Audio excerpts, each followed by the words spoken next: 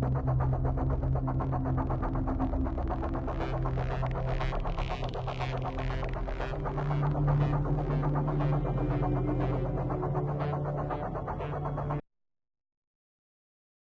Soumanguru Kanté, animateur culturel, promoteur des spectacles, c'est une fierté pour moi d'être invité ou de faire partie de l'équipe qui va diriger ce festival qui, tout d'abord, a été orchestré par la communauté ghanéenne.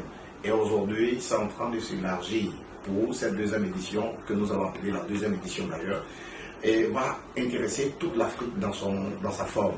Et quand on dit festival qui va réunir toute l'Afrique, c'est un brassage, c'est de parler de culture et surtout rassurer les différentes populations de ces différents pays qu'aujourd'hui on peut communier ensemble, on peut parler ensemble, on peut parler le même langage ensemble, on peut vivre ensemble et au-delà même du monde politique.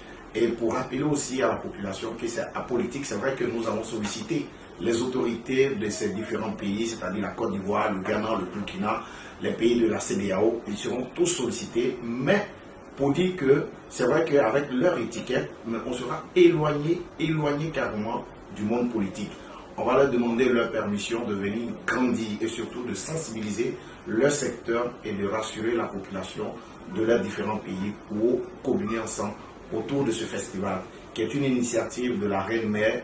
Et c'est une fierté encore, je le disais dans mon élan, c'est une fierté, immense fierté de partager cette expérience avec cette grande dame au grand cœur. Je pense bien que c'est une belle idéologie. Ça va permettre à la Côte d'Ivoire, au Ghana, à toute l'Afrique de se réunifier et surtout de parler le même langage. Donc très bientôt, on aura à vous donner les différentes dates de ce grand festival. Mais comme le disait mon confrère, on aura à communiquer dessus, à nous